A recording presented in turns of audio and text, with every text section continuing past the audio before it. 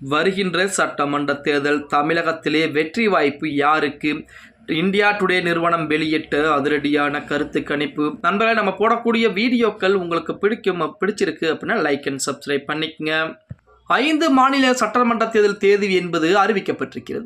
அரசியல் களம் தற்சமயம் சூடுபிடிக்க ஆரம்பித்திருக்கிறது. தமிழகத்திலே 23ஆம் தேதி வாக்குப்பதிவும் மே மாதம் 4ஆம் தேதி வாக்கு எண்ணிக்கையும் நடத்தப்படுகிறது. இதற்கு முன்பு சந்தித்த தேர்தல்களை காட்டிலும் இம்முறை களம் என்பது புதிதாக மாறி இருக்கிறது அப்படின்னே கூட சொல்லலாம். அதாவது திமுக, அதிமுக, நாம் தமிழர் கட்சி, தமிழக வெற்றி கழகம் என 4 முனை போட்டி என்பது இருக்கிறது. குறிப்பாக ஆட்சி கட்டிலில் அமர வேண்டும் என்ற கனவுடன் களம் இறங்கியிருக்கும் தமிழக வெற்றி கழக தலைவர் விஜய் வெறும் ஸ்பாய்லராக மட்டுமே இருப்பாரா, இல்லை மிகப்பெரிய சம்பவத்தை வரலாற்றிலே பதிவு செய்ய போகிறாரா என்ற கேள்விகள் கூட இணையதளங்களிலே உலா வந்து கொண்டுதான் இருக்கிறது.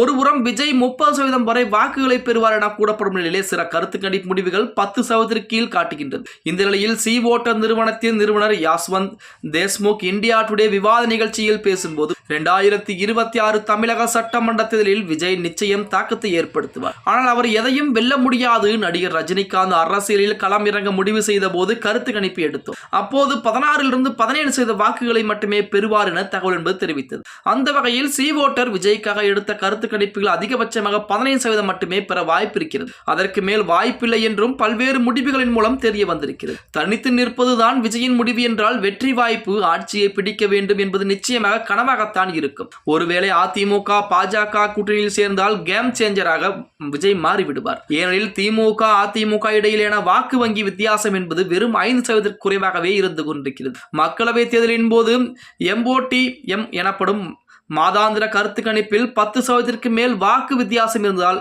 ஆனால் சட்டமன்ற தேர்தலில் 5% குறைவாக இருக்கிறது. எனவே அதிமுகவுடன் கைகோர்த்தால் ஒட்டுமொத்த தமிழக அரசியல் களமே மாறிவிடும். தனித்து நிற்கையில் திமுக தரப்பிலிருந்து குறிப்பிட்ட மைனாரிட்டி வாக்குகளை பெறுவார்.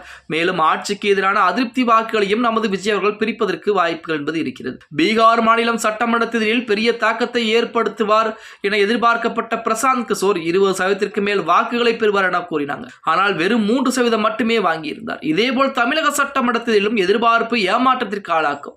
விஜய் 15% வாக்குகளை எடுத்தால் கூட ஒரு சீட்டை கூட ஜெயிக்க முடியாது என யஸ்வந்த் அவர்கள் அதிரடியான ஒரு தகவலை கூறியிருக்கிறார். 2026 தேர்தல் களத்தை 3 முனையாக மாற்றுவதற்கு NDA தரப்பில் இருந்து கடைசி நேர காய் நகர்த்துகளும் அரங்கேறி கொண்டுதான் இருக்கிறது. ஆனால் இதை அதிமுக பாஜக என இரு தரப்பும் மறுத்து இன்றைய தினம் தமிழக வெற்றி கழக தரப்பு மறுப்பு தெரிவித்திருக்கிறது. எனவே விஜயை பொறுத்தவரைக்கும் அதிமுக கூட்டணியிலே இணைந்தால் 15 தொகுதிகள் வரைக்கும் வருவதற்கு வாய்ப்புகள் என்பது இருக்கிறது.